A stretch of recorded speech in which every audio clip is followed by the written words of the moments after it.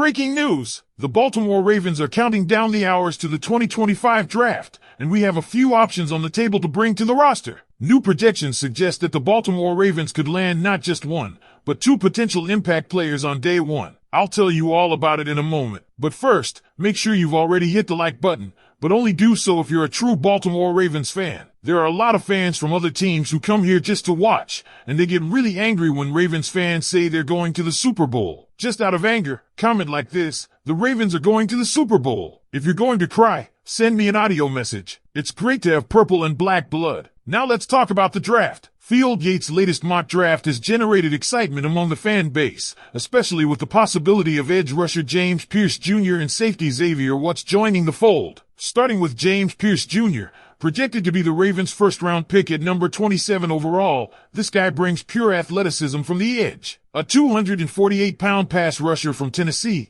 Pierce clocked an impressive 4.47 in the 40-yard dash and posted a 1.56-second 10-yard dash split, with a 31-inch vertical jump and a 10-foot, 3-inch broad jump. That's the kind of athletic profile that screams NFL pass rusher. But he's not just a combined warrior. Pierce had 9.5 sacks in 2023, following a 7.5 sack campaign the year before. That's solid production, something Ravens fans should keep in mind, especially when comparing him to Odafoa, who had 0 sacks in his final college season. It's no surprise that NFL.com's Lance Zierlein even listed Owa as Pierce's comp player, noting the same high-end athleticism but also pointing out areas that still need development, like his play strength and ability to shed blockers. The Ravens are in a unique position here. Kyle Van Noy has been a tremendous late career asset, but he and Owa, who's entering the final year of his rookie deal, might not be part of the team's long-term future. With no obvious young pass rusher waiting in the wings, this is a critical moment. Bringing in someone like Pierce means he can develop behind experienced veterans while potentially stepping into a bigger role by the end of the season. He's not a bull rusher. He wins with speed and agility. That's perfect for a Ravens defense that often plays with a lead and needs to pressure the quarterback in obvious passing situations. There are concerns, of course. Analysts mention his need to bulk up and refine his technique. But in terms of upside,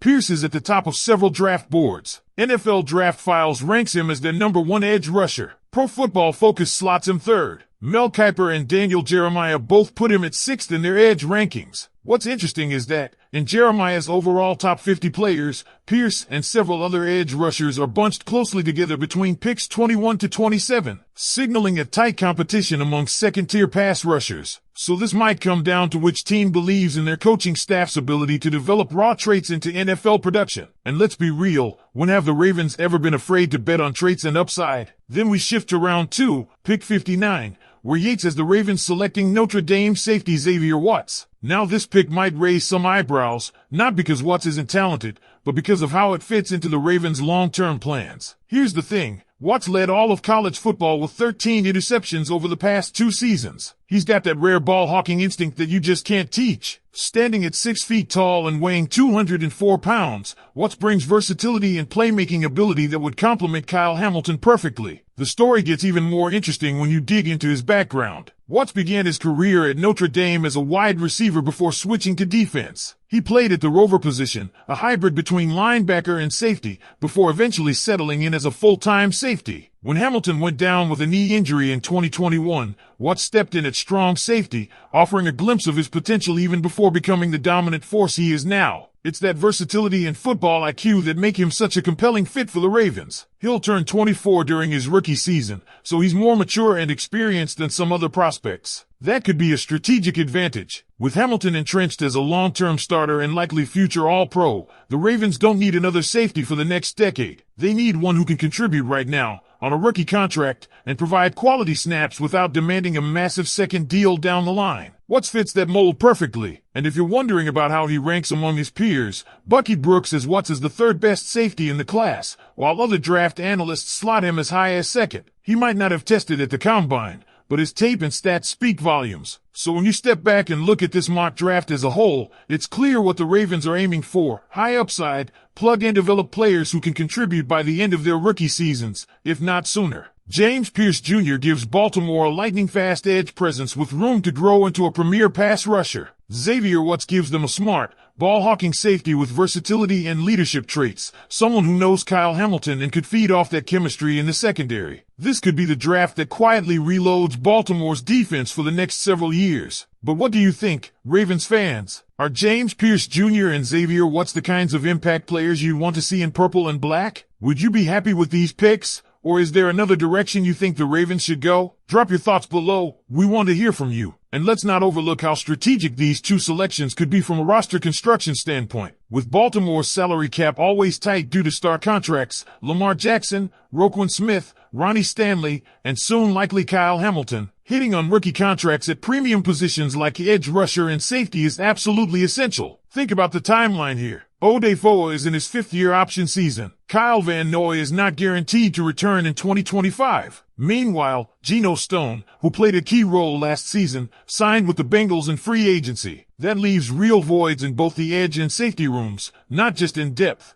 but in future planning. What makes the potential selection of James Pierce Jr. even more intriguing is how well he fits into Mike McDonald's old system, now being adapted by new defensive coordinator Zach Orr. The Ravens' defensive identity thrives on pressure, mismatches, and disguising intent. Pierce's elite burst and ability to bend the edge could make him a weapon on obvious passing downs right away, even if he's not a three-down player out of the gate. This isn't a player who's going to bull rush a tackle or take on guards in the run game, at least not yet. But on third and long, when quarterbacks are holding the ball and the defense is pinning their ears back, that's exactly the kind of environment Pierce can thrive in while he adds muscle and develops technique. And then there's the mentorship angle. Having Kyle Van Noy around, even for just one more season, gives the Ravens a built-in coach on the field. Van Noy has done it all, from Super Bowls in New England to his surprising resurgence last year in Baltimore. He could be the perfect veteran to help Pierce understand how to study film, diagnose protection schemes, and use speed more tactically instead of just trying to outrun everyone every snap. It's the same formula the Ravens have used with guys like Tyus Bowser, Matt Judon,